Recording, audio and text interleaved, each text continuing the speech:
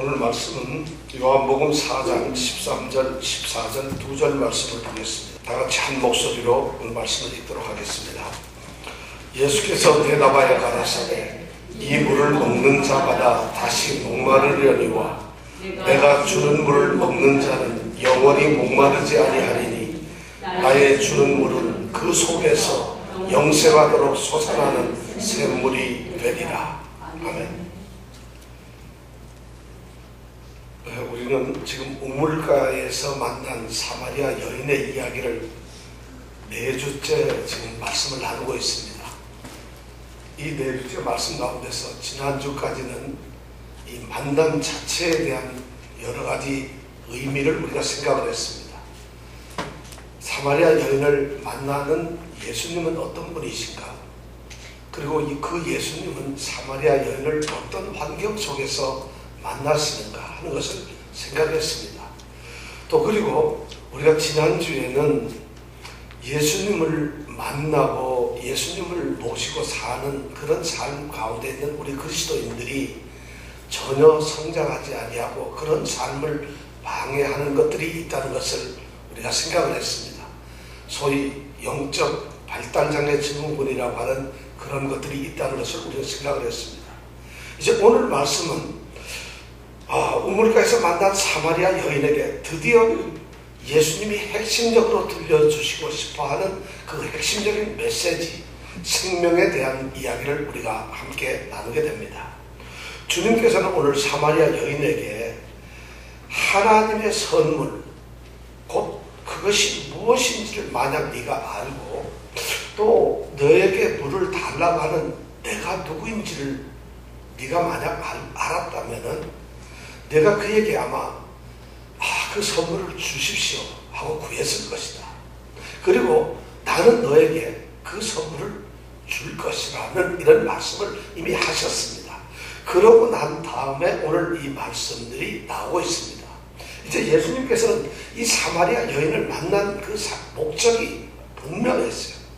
사마리아 여인을 의도적으로 찾아오셔서 사마리아 여인에게 영원히 목마르지 아니하고 속에서부터 솟아나오는 그 영생의 샘물, 그 샘물을 주시기 위해서 만났습니다. 이 생수라고 하는 것이 여러분 뭔지 아세요? 생수는 그냥 보통 물하고 다릅니다. 영어로 리빙 워터라고 하는데 이거는 샘이나 강이나 또는 냇가에서 흐르는 물을 말합니다. 소위 물이 고여있거나 우물이나 저수조나 또는 이 수조 같은데 연못에 이렇게 고여서 움직이지 않는 물은 리빙 워터라고 하지 않습니다. 샘에 있는 것은 우리가 스프링 워터를 하죠. 그런데 주님께서 오늘 말씀하신 것은 살아있는 움직이는 물, 흐르는 물, 이것을 주시겠다고 합니다. 매우 상징적인 말씀입니다. 이 생수는 사실 이스라엘 땅에서 굉장히 귀합니다. 그리고 그 고기하고 너무 가치 있는 것입니다. 그래서 이스라엘 전통에 보면은 이 랍비들이 제사를 드릴 때 불결한 예배자가 제사를 하기 위해서 오면은 그 불결한 예배자를 정결하게 씻어주는 그 정결 예식이 바로 이 생수로만 하게 되어 있다는 것입니다. 그냥 수돗물을 틀어서 하는 것이 아니라 이런 생수로만 정결하게 씻었다는 것이에요. 그런데 지금 이 예수님께서 바로 그 생수를 주시겠다고 하시는 겁니다. 우물에서 흐르는 물이 아닌 우물에서 마실 물을 찾아온 이제 갈급한 한 여인에게 갈급한 예수님께서는 물을 달라고 하시면서 거꾸로 우물물과 대비해서 생수를 그 사마리아 여인에게 주시겠다고 하는 것입니다. 이 이스라엘 역사에 있어서 구약에 있어서 생수는 상당히 의미가 있는 물입니다. 예레미야서 2장 13절에 보면 이 생수에 대해서 아주 중요한 이야기를 하고 있습니다. 이스라엘 백성들이 행한 아주 중요한 2가지 악이 있다고 하나님은 지적을 하고 있습니다. 예레미야 선지자를 통해서 지적을 하는데 그 나쁜 악이 뭐냐면 첫 번째가 생명의 근원이신 이 생수의 근원이 되시는 하나님을 이스라엘 백성들이 버렸다는 것입니다. 그리고 두 번째는 그 물을 버렸었고 하나님을 버린 다음에 그 생수나 물을 찾기 위해서 스스로 물을 가두지도 못하는 웅덩이를 팠다는 것입니다. 이것이 이스라엘 백성들이 하나님 앞에 저들은 아주 중대한 죄였어요. 생수의 근원이신 하나님을 버렸으니까 그들에게 생수가 없죠. 그러니까 물이 필요하니까 거두어서 물을 가두어 두지도 못하고 턱진 그런 저수지를, 그런 웅덩이를 그들이 계속 파고 힘들게 갈급하게 이런 삶을 살아갔다. 그것이 죄라는 것입니다. 두 가지. 또한 이사야서 55장에 보면은 이사야는 아주 대단한 초청을 하죠. 목마른 자들아 물가로 나오라고 초청을 하고 있어요. 돈 없이 값 없이 와서 이 물을 사서 먹으라고 말하고 있어요. 여기서 말하는 그 물이 오늘 예수님이 말씀하고 있는 이 생수라는 것이에요. 또 이 에스겔서의 47장에 보면은 하나님의 주시는 축복을 생수로 비유를 했습니다. 그래서 예루살렘 성전 문턱에서 흘러나오는 이 물들이 온 이스라엘 땅을 흘러서 동으로는 사해바다로 흘러들어가고 서쪽으로는 지중해 대해로 흘러간다는 이런 내용을 47장 1절에서 12절까지 말씀을 하고 있습니다. 이스라엘 백성들 가슴 속에는 이 생수라고 하는 것이 굉장히 현실적으로도 중요한 것이지만 영적으로 상당히 의미를 가지고 있습니다. 바로 예수님께서는 그러한 영적인 의미로서 오늘 생수를 주시겠다고 이야기를 합니다. 이 생수는 예수님이 주시고자 하는 이 하나님의 선물인 생수는 바로 영원한 생명입니다. 예수님께서 성령을 통해서 주시는 영원한 생명이고 이 생수의 가장 근원이 되는 것, 유일한 근원이 되는 것은 바로 예수님 자신입니다.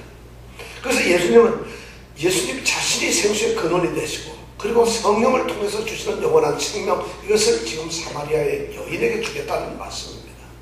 사마리아 여인은 참 고통스러운 삶을 살고 있는 사람이지요. 어쩌면 모든 인생을 나타내는 그런 대표적인 모습의 사람일지 모릅니다. 그런 세상의 사람들에게 우리 주님께서는 자신이 생수의 근원으로서 자신이 오셔서 생명을 주시겠다. 예수의 생명을 주시겠다고 말씀을 하고 있습니다. 그런데 바로 이 생수를 마시면 이제 우물물을 마시던 사람들은 목이 마르지만 예수님이 주시는 생명의 이 물을 마시는 사람들은 결코 목이 마르지 않다는 것입니다. 그뿐만 아니라 그 물 자체를 예수님으로부터 받게 되면은 그 생수를 구해서 가지게 된 사람들은 그 안에서 자체적으로 그 생수가 솟아나고 용수가 돼서 솟아나는 그런 물이 된다고 이렇게 말씀을 하고 있습니다. 그러니까 이 생수는 예수를 믿지 않는 세상의 모든 사람들에게 절대적으로 필요한 복음입니다. 그러나 그 복음은 그들에게만 필요한 것이 아니라 예수를 믿고 이미 예수를 알고 있는 우리 그리스도인들에게도 이 생수가 필요하다는 것입니다. 그래서 그리스도인들은 어떤 사람들이냐, 예수를 믿지 않는 사람은 생수를 필요로 하는 사람이지만 우리 그리스도인들은 이미 속에서 솟아나오는 영생하는 샘물을 받은 사람들이라는 것이에요. 여러분들과 저는 그 생수를 가지고 있어요. 그러니까 우리 그리스도인들은 생수가 충만해야 합니다. 그리스도인으로서 살아가는 삶은 기뻐야만 합니다. 그리고 그리스도인으로서 살아가는 이 모든 모습들이 세상과는 달라야 합니다. 우리는 활기가 있어야 되고 기뻐야 되고 능력이 있어야 되고 굉장히 담대해야 되고 용기가 있어야 되고 그리고 모든 것이 형통해야 되고 그리고 모든 것이 축복이 있어야 되고 행복해야 한다는 것이에요. 요한복음의 주제가 바로 이 충만이라고 하는 것이에요. 그리스도의 사랑, 이 그리스도가 주시는 생명의 충만함, 주님의 충만함을 가지게 하는 것, 그 충만을 주기 위해서 요한복음은 쓰여져 있습니다. 요한복음의 요절이 어디냐면 요한복음 10장 10절이 됩니다. 그 10장 10절 후반부에 보면 주님은 이렇게 말합니다. 내가 온 것은 양으로 생명을 얻게 하고 더 풍성히 얻게 하려는 것이다. 이렇게 말하고 계십니다. 이 세상 모든 사람들에게 생명, 이 세상 사람들에게 양으로 하여금 생명을 얻게 하는 것, 그것이 목적인데 이미 생명을 얻은 사람들에게는 더 풍성히 하게 하는 것, 그것이 바로 예수님의 오신 목적이라는 것입니다. 그래서 주님께서는 우리 모든 성도들에게 생명 샘물이 솟아나는, 샘솟듯이 솟아나는 그런 주님의 풍성함을 누리는 성도들이 되라고 지금 말씀을 하고 있는 것입니다. 진정한 그리스도의 삶은, 그리스도인들의 삶은 바로 이 풍성함입니다. 충만함이에요. 주님이 내 안에서 충만하게 채워져 있고 주님이 주시는 사랑과 은혜가 충만하게 채워져 있는 그 삶을 체험하고 날마다 누리는 것이 바로 우리 그리스도인들의 삶입니다. 그런데 여기에 문제가 있어요. 제가 여러분들에게 이렇게 말씀을 드리면 여러분 기분 되게 좋죠. 너무 좋죠. 아, 난 그리스도의 충만함을 가지고 있구나. 난 그리스도께서 주시는 평화와 기쁨과 즐거움과 행복과 모든 것을 나는 가지고 있구나. 이렇게 여러분들은 지금 생각을 하고 계시는지 모르지만 실질적으로 사실 심각한 문제가 있습니다. 그리스도인 중에는 대다수가 그리스도의 충만을 모르고 살고 있습니다. 사실 심각한 문제입니다. 그리스도인 중에 그리스도의 충만이 모르고 살고 있어요. 충만이 뭔지를 모르고 살고 있는 사람들이 대다수입니다. 우리는 성경의 말씀으로 충만이라는 말을 너무 잘 알아요. 성령 충만, 은혜 충만, 축복 충만, 무슨 사랑 충만 해가지고 오죽하면 사람 자식들 이름도 충만이라고 줘서 이충만, 김충만 충만이 많습니다. 그렇게 충만을 좋아하는데 정작 우리 그리스도인들 한 사람 한 사람 보면 그리스도의 충만을 모르고 살고 있어요. 신앙생활 잘해요. 20년, 30년 목사도 되고 장로도 되고 모든 직분자도 되고 너무 신앙생활 열심히 하는데도 그리스도의 충만이 모르고 살아요. 뭔지 몰라요. 여러분, 영원히 목마르지 아니하리라 하는 이 말씀이 무슨 뜻인지 아세요? 여러분, 우리 그리스도인의 삶에서 우리 주님이 오늘 말씀하잖아요. 네가 만약에 구했다면 그가 너에게 주었을 것이요, 그가 생수를 너에게 주었습니다. 근데 그 생수는 내가 주는 물은 영원히 목마르지 않는다는 거죠. 여러분, 영원히 목마르지 않는 삶이라는 게 뭔지 아세요? 그리스도인들은 바로 영원히 목마르지 않는 그런 삶을 사는 사람들인데 실제로 그걸 모릅니다. 여러분, 참 목마르죠, 여러분. 이것이 영적으로 무슨 의미인지 모르고 그런 신앙생활, 그런 그리스도인의 삶을 살지를 않는다는 것이. 여러분, 제 말에 동의를 안 하세요. 나는 그래도 그리스도의 풍성을 살아갑니다. 그리스도의 충만한 정말 사랑을, 그리스도의 충만이라고 하는, 주님의 충만이라는 것을 날마다 살면서 전 누리고 살고 있어요. 목사님 모르는 소리 하지 마세요. 제가 다시 그러면 또 말씀을 드리겠습니다. 이 세상이, 우리가 살고 있는 이 세상은 요즘 신문이나 매스미디어를 보면 너무 참담해요. 아주 죄악이 너무 많아요. 그리고 너무 타락해 있어요. 그리고 너무 악이 많아서 사실 안전하지도 않고 거룩하지도 않고 깨끗하지도 않고 가치도 없고 어쩌면 썩어져 빠진 그러한 죄된 사람들이 물고 뜯기고 서로 싸워가면서 살아가는 정말 가장 추악한 그런 탐욕의 어떤 모습을 가지고 있는 것이 바로 세상입니다. 그런데 그 세상은 더 아름다워지지도 않습니다. 여러분, 날마다 일어나는 세상의 모습을 보면 정말 악화되고 언제 이 세상이 무너질까? 도덕도 없어졌어요. 인간성도 없어졌어요. 어떤 가치 있는 것도 없어졌어요. 그냥 내가 좋으면 모든 것이 좋은 걸로 정말 동물들, 짐승들이 살아가는 모습과 같은 그런 세상의 모습이 오늘날의 모습입니다. 그런데 우리 그리스도인들은, 교회에서 기도하고 찬양하고 예배하는 우리 그리스도인들은 이런 세상을 보면서 무슨 말을 하는지 아세요? 이러한 세상을 해결해야 될 유일한 해결책이 바로 뭐냐? 복음이라는 것이. 그거 동의하시죠, 여러분? 세상을 깨끗하게 하고 거듭나게 하고 세상을 변화시킬 수 있는 가장 위대한 힘은 뭐냐? 복음이라고 생각합니다. 오히려 복음 외에는 세상을 바로잡을 수가 없어요. 도덕 교육이나 인간성을 회복시키는 어떤 무슨 가치나 사상이나 이념이나 그런 모든 돈이, 권력이 그렇게 만드는 것이 아니라 우리는 적어도 그리스도인들은 복음만이 이 세상을 바로잡을 수 있다고 생각을 하고 있어요. 우리는 또 그렇게 믿고 있어요. 그런데 여러분들, 제가 묻습니다. 그런데 이 세상은 복음에 대해서 관심이 없어요. 복음을 거들떠보지도 않습니다. 사실.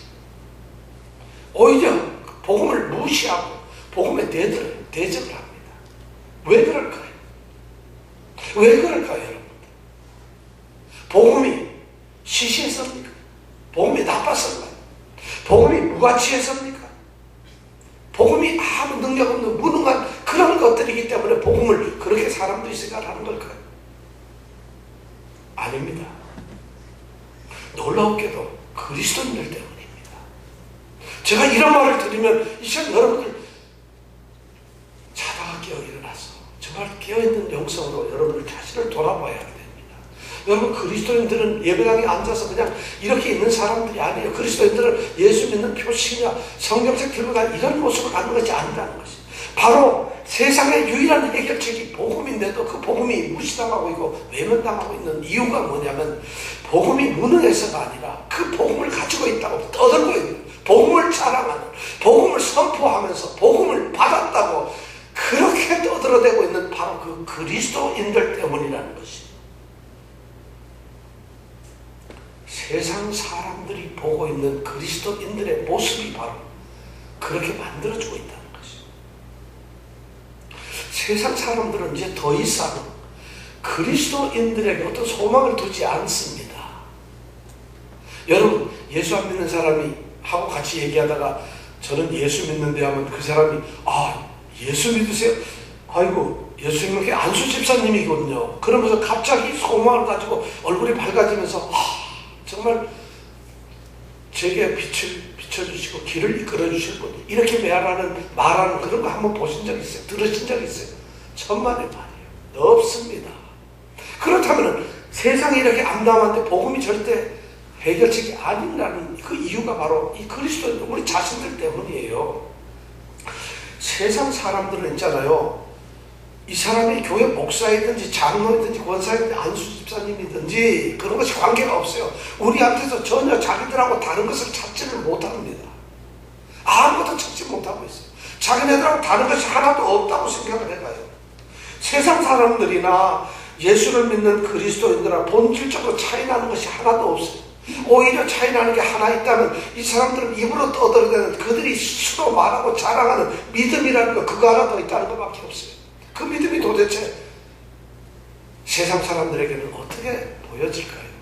전혀 그들에게 실감나지도 않고, 그들이 사모하고 흠모하는 그런 믿음도 아니고, 그들이 또한 우리 그리스도인들을 향해서 뭔가 좀 그 믿음을 나도 한번 가지고 싶다, 이런 호기심이나 어떤 갈망도 없어요. 우리가 지금 그런 위치에 와 있다는 것이에요. 왜 그런가요? 우리 그리스도인들이 영적 발달장애 증후군이라고 하는 이 심각한 증상에 빠져 있어집니다. 자라나지 않고 있어요. 변화되지 않고 있어요. 그리스도인들이 바로 오늘 주님이 말씀하시는 생수를 구하라고 하는 이 말씀에 우리가 가까이 가지 않고 있어요. 생수를 구하지 않아요.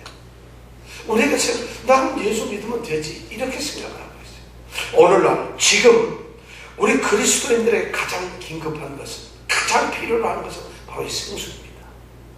우리 자신 속에서 솟아나는, 끊임없이 우리를 영생하고 생명이 있도록 우리를 변화시키고 우리 가운데 솟아나는 바로 이 생수가 가장 필요한 것이다.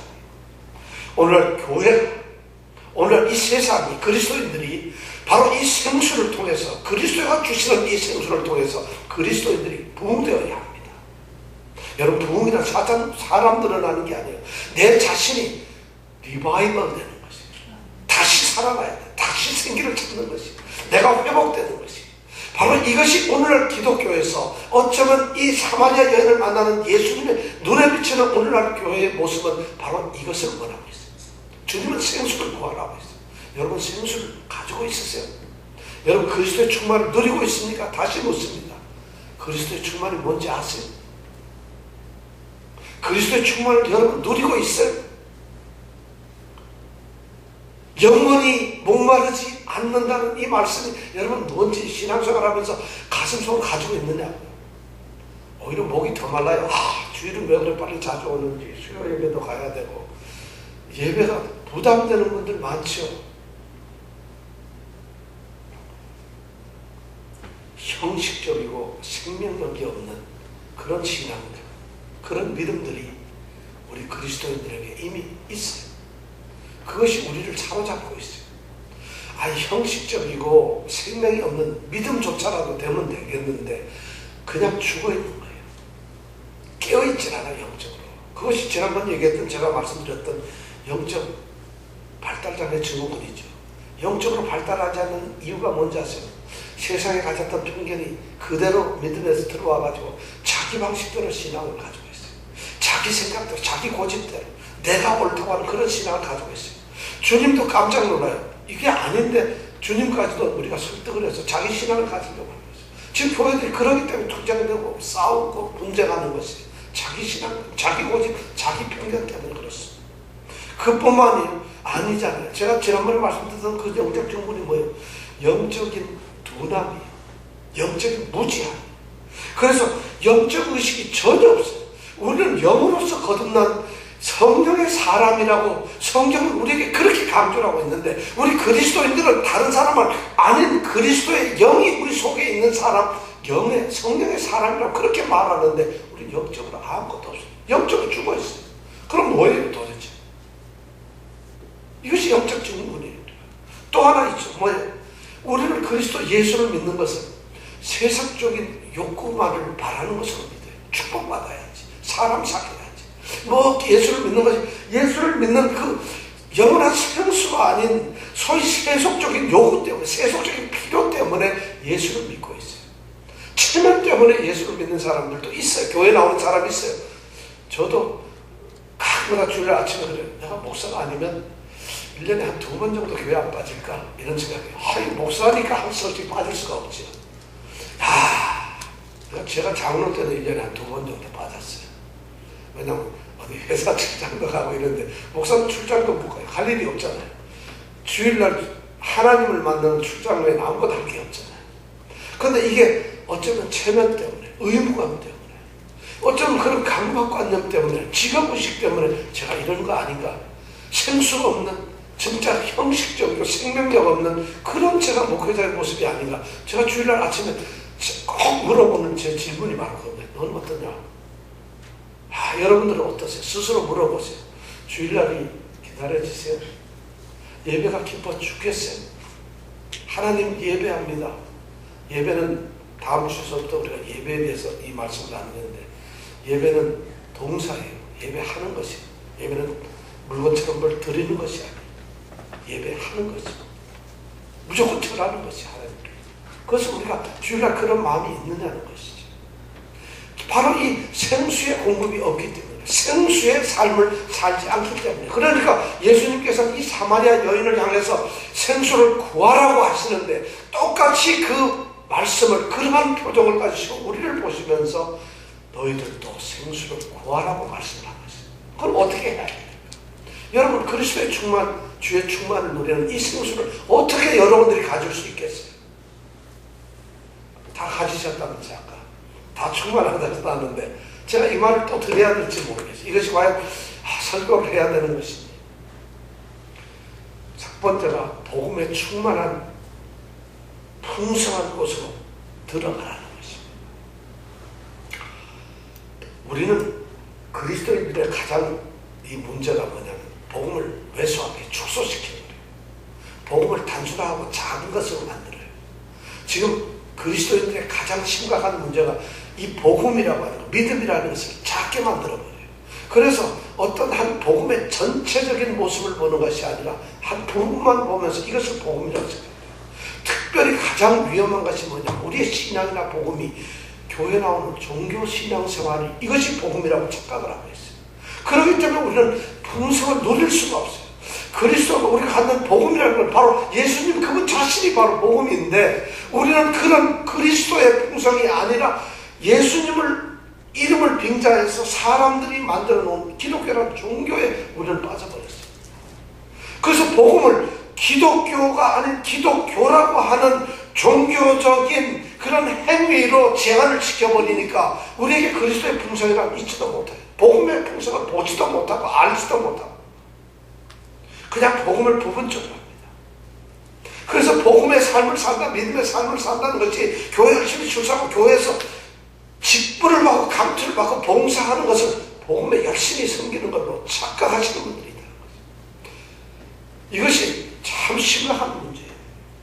그리고 그런 것들, 교회에 나와서 그렇게 하는 것이 우리가 믿음 삶을 사는 데서 가장 우선적으로 가장 중요시해야 될, 반드시 해야 될 전부이라고 착각을 하고 있다, 오해하고 있다는 것이. 이것은 성경을 모르기 때문에 그래요. 정말 심각한 것은 오늘날 교회가 사람이 준다, 그리스도인들이 예수 믿는 사람이 줄고 있다 그래요. 여러분, 예수 믿는 사람이 주는 것이에요, 교회에 나오는 사람이 줄고 있는 것이에요?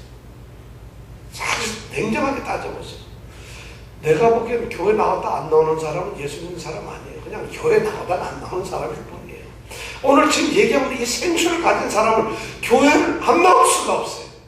주님을 모시고 풍성함을 누린 사람이 어떻게 예배를 받아서 안 나올 수가 있어요. 그러니까 그런데 목사님들이 그런 걸 걱정을 하고, 종교 지도자들은 당연히 그런 것을 걱정을 하죠. 자기네들 영역 속에서 자기네들 영향력이 줄어드니까 교회를 안 나오는 신도가 줄었다, 신자가 줄었다 말이에요. 그 사람들 신자도 아니고 그냥 기독교를 믿는 신자들이에요.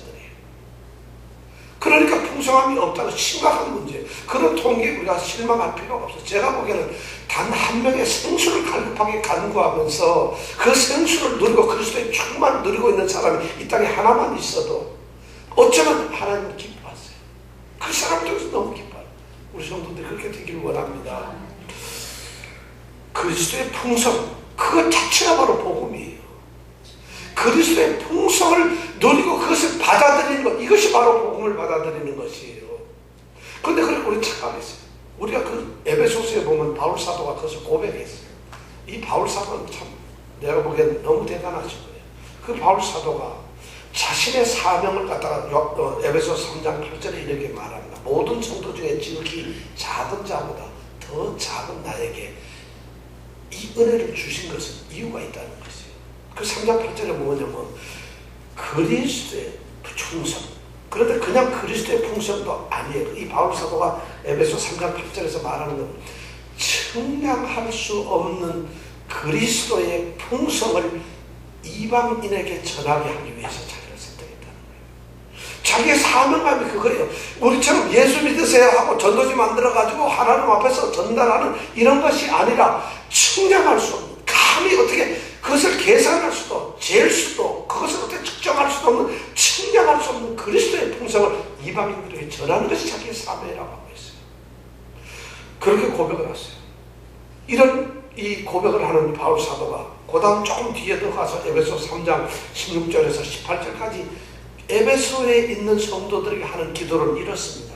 그의 영광의 풍성을 따라 그의 성령으로 말미암아 너희 속사람이 능력으로 강건하게 되기를 원하소서. 그리스도의 풍성, 그 영광의 풍성함을 따라서 성령으로 말미암아 우리 에베소에 있는 성도 그리스도인들이라고 부름을 받은 그 사람들이 속사람이 능력으로 강건하게 되기를 원한다. 그래서 그들이 또한 두 번째 기도는 뭐냐면 믿음으로 말미암아 그리스도께서 너희 마음에 계시게 하라는 것이죠. 얼마나 이 기도 차원이 우리하고 다르잖아요. 이것이 바로 성경이 말하는 그리스도의 풍성이에요. 그리고 그의 사랑 가운데서 뿌리가 박히고 터가 굳어져라는 것이에요. 사랑 가운데서 서로 뿌리를 깊게 박고 사랑 가운데서 털을 굳게 하라는 것이에요. 이것이 교회의 모습이고 그리스도의 풍성을 누리는 것이에요. 그런 다음에 그렇게까지 하는 것이 시작이라는 것이에요. 이런 것들이 무슨 목적이 아니에요. 그런 것이 가장 최고의 것이 아니라 그렇게 되는 것이 속사람의 능력으로 강건해지고 그리스도께서 내 마음에 계시게 되고 그리고 사랑으로 뿌리가 박히고 턱가 굳어지는 것은 믿음의 초보라는 것이에요. 그리고 그 다음에 뭐라고 기도를 하세요? 능히 모든 성도와 함께 지식에 넘치는 그리스도의 사랑을 알라고 그래요. 지식에 넘치는, 우리가 알고 배우는 그 지식에 넘치는 그리스도의 사랑이 뭔지를 알았어요. 그러면서 계속 그 다음에 3장 19절에 가면 이렇게 그 넓이와 길이와 그 높이와 깊이가 어떠한 것을 좀 깨달으라는 것이에요. 그래서 하나님의 모든 충만하신 것으로 너희가 충만하기를 구하노라. 이렇게 기도를 하고 있어요. 이것이 그리스도인들에게 지금 성경이 말하고 있는 충만이에요. 그럼 우리 그리스도인들은 정말 그것이 필요해요. 지성적인 신앙만 가져서도 안 돼요. 감정적인 어떤 체험만 가져서도 안 돼요. 나는 지성적인 그리스도인입니다. 그래서 말씀 성경 공부, 성경 읽는 걸 전 제일 좋아해요. 거기에 빠지지 마세요. 거기에 얽매이지 마세요. 저는 그런 거 필요 없습니다. 저는 그냥 기도하고 내 마음 컬컬한 마음에 성령님 오셔서 체험하는 이것이 좋습니다. 거기에도 붙잡혀 있지 마세요. 그것이 전부가 아닙니다. 또 어떤 사람은 저는 뭐 성경도 머리가 아파서 못 읽겠어요. 기도하려니까 무릎 아파서 안 되고 그냥 저는 교회에서 열심히 섬기고 봉사하겠습니다. 정말 열심히 일하겠습니다. 거기에도 매이지 마세요. 그리스도의 풍성이라는 것은 그런 것이 아닙니다. 그리스도가 누구인지를 알아요. 예수 그분께서 내게 주시는 것이 생명이라는 것이 선물이라는 것이 뭔지를 알아요. 그걸 내 전 인격적으로 받아들이는 것이 지식으로도 하나님의 뜻과 하나님의 말씀을 잘 알아야 돼요. 감정적으로도 하나님과 교통하고 그리스도와 교통하는 그 뜨거움이 있어야 그런 것이 또한 의지적으로 신앙의 삶 속에서 헌신하고 봉사하고 실천적으로 살아가는 이런 것이 바로 그리스도의 풍성이라는 것이에요. 그런데 우리가 그러지 못해요. 여러분 정말 신앙생활 하면서 더 넓은 곳으로 가십시오. 더 깊은 곳으로 가세요. 더 높은 곳으로 가세요. 더 멀리 끝까지 가세요. 그래서 그리스도의 풍성, 그 넓은 풍성한 바다로 들어갔어요. 우리가 바로 깊은 곳으로 가야 합니다.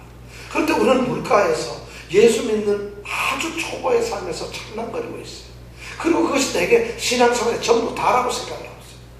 목사도 장로도 뭐든지 다 그리스도인들이 물가에서 은혜의 깊은 바다로 못 갑니다. 복음의 깊은 바다로 못 갑니다. 그리스도의 풍성의 깊은 곳으로 가서 그물을 던지지 않고 물가에서 그것도 괜찮은데 우물을 찾아가서 내게 우물 좀 주세요. 이렇게 신앙생활을 하고 있다는 거지. 풍성의 그리스도의 풍성이 깊은 곳으로 여러분 들어가십시오. 또 중요한 것이 하나 있어요. 복음의 풍성함으로 자라나야 한다. 가장 풍성한 것으로 들어가야 되는 것이 또한 중요하지만 그 풍성함으로 자라나야 합니다. 그리스도의 삶이라는 것은요, 그리스도의 신앙이라는 것은 성장해야 합니다. 그리고 성숙해야 됩니다. 그리고 발전이 돼야 합니다. 그런데 어제나 오늘이나 영원토록 동일하신 건 주님이신데 우리의 신앙이 어제나 오늘이나 영원토록 같아서는 안 된다는 것이에요. 그리스도의 신앙은 자라야 돼요. 우리가 그리스도인이 될 때는 어린아이 같은 신앙을 가질 수밖에 없잖아요. 그런데 어린아이의 그 모습 그대로 만약 우리 신앙 모습이 있다면 심각해요. 실제로 그리스도인 중에는 그런 사람들이 너무 많아요. 말씀 많이 들어도 어린아이예요. 봉사 많이 해도 직분자가 돼도 어린아이 같은 신앙이 있어요. 어린아이니까 생각이 없어요. 남을 배려 못하고 그냥 자기 보십시오. 싸우지 않아요. 어른 되면 참을 거 참고 절제할 거 절제하죠. 어린아이가 교회 안에서 문제가 생기죠. 어린아이 수준에 머무르지 마십시오. 여러분 초보 수준의 안주에서 이 정도면 됐다 하지 마십시오. 이미 나는 다 받았어요. 이미 나는 다 가졌어요. 그리고 나는 이미 다 잘할 만큼 자랐어요. 오해하지 마세요. 우리 신앙은 그렇지 않습니다. 더 자라야 합니다. 복음의 풍성한 데까지 계속 자라나는 것, 이것이 바로 그리스도인의 의무입니다. 이것이 필요해요. 저는 바울 사도가 또 굉장히 멋있는 고백을 했어요. 성경에 보면은 아까 에베소서에서 그리스도의 풍성한 깊은 곳으로 들어가라고 우리에게 요청을 했는데 빌립보서에 보면은 바울 사도는 또 다른 놀라운 고백을 하고 있어요. 빌립보서 3장 12절에 보면 바울 사도가 빌립보 교인들을 향해서 이 사람이 지금 감옥에 있어요. 그리스도의 복음을 전하다가 감옥에 갇혀 있는데 그 감옥에 갇혀서 편지를 쓰면서 빌립보에 있는 교회에 편지를 쓰고 있어요. 빌립보 교회는 여러분 아시죠? 바울 사도가 유럽으로 처음 넘어가서 유럽에서 처음 복음을 전한 것이 바로 빌립보고 유럽에 처음 교회가 생긴 것이 바로 빌립보 교회입니다. 그러면 복음이 제일 먼저 어디에 있었어요? 아시아에 있었죠. 우리는 기독교가 유럽에 이 서구 사람들의 신앙입니다. 처음 만에 기독 예수님도 동양인이지요. 중동, 아시아. 그죠? 종양인이에요. 여러분 착각하지 마세요. 그러니까 아시아에서 모든 교회가 있었어요. 에베소 교회가 아시아 교회잖아요. 빌립보 교회는 비록 유럽 이제 첫 번째 교회인데 그 빌립보 교회를 향해서 감옥에 갇혀 있는 이제 곧 죽게 될지 몰라요. 그런 바울이 편지를 쓰면서 한 빌립보 3장 12절에 보면 이렇게 쓰고 있어요. 내가 이미 얻었다 함도 아니요 온전히 이루었다 함도 아니라. 자, 이런 고백을 하고 있어요. 자신의 신앙을 자기가 점검을 하면서 빌립보 교회의 성도들에게 하는 것이 내가 얻은 것이 아니에요. 내가 온전히 이룬 것이 아닙니다 하고 얘기를 하고 있어요. 지금 바울 사도가 어떤 사람이에요? 그는 그리스도를 너무 잘 알고 있는 사람. 그는 구원받았다는 것도 너무 잘 알고 있어요. 자신이 거듭난 존재라는 것도 너무 잘 알고 있어요. 그리고 사실 이 베드로는 너무 많은 은혜의 체험을 가지고 바울은 너무 많은 은혜의 체험을 가지고 있어요. 그리고 하나님의 예수 그리스도의 사도로 부름을 받아가지고 선교를 위해서 온 땅 끝까지 이르러서 선교를 하는 복음 전도자예요. 그래서 자기는 복음에 대한 특별한 깨달음이나 지식을 가지고 있는 정말 그리스도의 복음에 가장 어쩌면 깊은 곳, 높은 곳에 가 있는 그 바울 사도가 내가 이미 얻었다는 것이 아니에요. 내가 이미 온전히 이루었다는 게 아니라는 고백을 하고 있다는 것이. 이 말을 들으면 우리는 얼마나 부끄러워요. 이 바울 사도는 그런 도전이 있어요. 믿음의 성장을 위한, 발전을 위한 자기들은 부단히 노력하는 것이 있어요. 그래서 그 다음에 보면 오직 내가 그리스도 예수께 잡힌 바 된 그것을 잡으려고 얼마나 그것을 쫓아간다. 자기는 예수 그리스도 안에 속해 있고 예수 그리스도의 것이라는 것을 누구보다 잘 아는데 그런데도 그것이 자기는 아직도 부족하다는 것이에요. 늘 갈급함이 있다는 것이에요. 나는 아직도 풍성이 부족하다는 것이에요. 그 사람만큼 풍성한 사람이 어디 있어요. 그런데도 그 사람은 그런 것이 부족해요. 아직도 그리스도 예수 안에 잡힌 바 된 그것을 붙잡으려고 쫓아간다고 얘기해요. 이 쫓아간다는 것은 말이죠. 문을 열고 후닥닥 하고 돌진해서 그냥 자동차가 갑자기 급발진하는 것처럼 뛰쳐나간다는 것이에요. 바울 사도는 자신이 성장되고 성숙된 그리스도의 풍성을 누리는 때까지 자라나기 위해서 지금 이러고 있어요. 이런 고백을 하고 있어요. 오늘 그리스도인들이 이런 것이 없어졌어요. 성경은 우리에게 그것을 요구하고 있어요. 근데 없어요. 그가 또 그 다음 8월 13절에 보면 형제들아 나는 아직 내가 잡은 줄로 여기지 아니한다. 이러고 또 몇 번씩이나 보면 그러면서 빌립보 교회를 향해서 너희들 기뻐해라.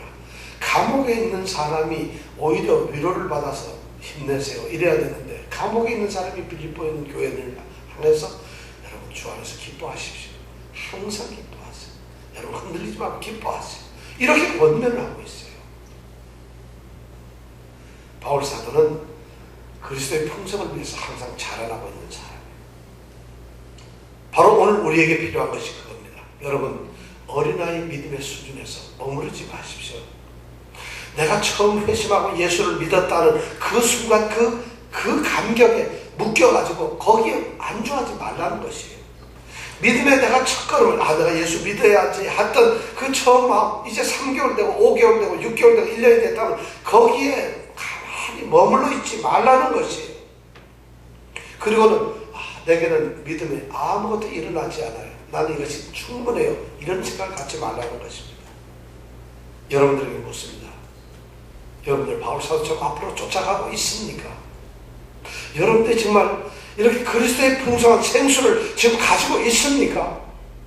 생수를 여러분들 마시면서 여러분들 자신 속에서부터 우러나오는 예수의 생명이 있습니다. 우리 교회 이름이 예수 생명인데 여러분 예수 생명 있습니까? 은혜교회 가면 은혜가 많아야 되고 사랑교회 가면 사랑이 많아야 되는데 우리는 뭐가 많아야 돼요? 예수 생명, 여러분 예수 생명 있습니까 여러분들? 정말 아멘대로 되시기 원합니다. 정말 아멘대로 되세요. 여러분 앞으로 쫓아가세요. 어제보다 오늘이, 지난주보다 이번 주가, 지난달보다는 이번 달이, 작년, 지난해보다 이번 해가 여러분들 더 나아진 풍성한 삶이 있기를 원합니다. 그래서 풍성이 우리에게 있어야 됩니다.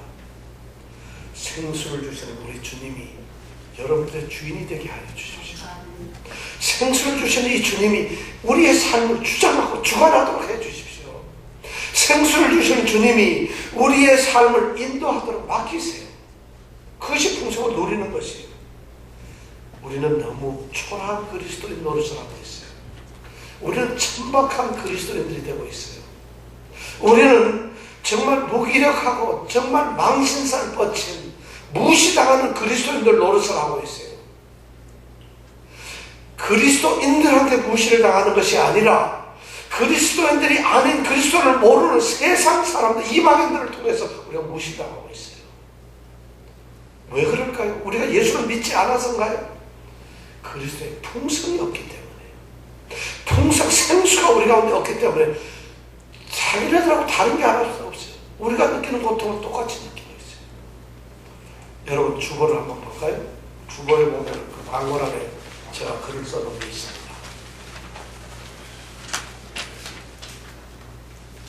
자기가 그리스도인이라고 주장하는 많은 사람들이 불신자들이 들먹이는 똑같은 문제들에 대해 불행과 불만을 느낀다고 인정한다. 낮은 자존감, 애정결핍, 외로움, 성에 대한 갈등, 돈, 일, 그리고 삶에서의 지위는 종종 불신자들만큼이나 신자들의 경우에도 심각하다. 그리스도인과 비그리스도인 차이는 단지 표면적이거나 심지어 허구적인 것인가? 예수께서는 과장된 주장을 하셨는가? 이런 질문들은 사마리아 여인처럼 예수님의 말씀을 해석하는 데서 비롯된다. 그러나 예수님이 약속하신 것은 그것이 아니었다. 그분은 삶에서의 자유가 아니라 삶 속의 자유를 제안하셨다. 후에 예수께서는 제자들에게 모함이 전혀 없도록 말씀하셨다. 세상에서 너희가 환난을 당하나 담대하라. 내가 세상을 이기었노라. 신자들도 불신자들이 맞부딪히는 것과 같은 똑같은 어려움을 많이 경험할 것이다. 그러나 우리 삶 가운데 계신 예수님의 임재가 우리가 반응하는 방식에 중대한 차이를 만들어낼 것이다. 생수는 우리가 삶의 난제들에게서 도피하지 않고 그것들을 직면할 영적인 힘을 우리에게 준다. 이것을 기억하십시오. 우리가 바로 이러한 영적 생수를 가져야 됩니다. 영원한 이런 생수를 이제부터 누리는, 정말 그리스도의 풍성을 누리는 우리 예수님의 성도들이 되기를 축원합니다. 기도하겠습니다. 주님, 정말 고갈된 심령을 가지고 삶에서 아무 소망이 없는 사마리아 여인에게 주님께서 권면하고 제안하시는 것은 내가 주는 생수를 마시라는 것입니다. 오늘 우리에게 그 생수를 갈망하는 것이 없어져 버렸어요. 생수가 있는지도 모르고 생수가 뭔지도 모르고 우리는 살아가고 있습니다. 예수 믿는 것이 얼마나 우리는 초라한 것처럼 생각하고 있어요. 너무 단순하고 아무것도 아닌 것처럼 우리는 생각하고 있어요. 예수를 믿는 것은 그리스도의 풍성 속으로 들어가는 것입니다.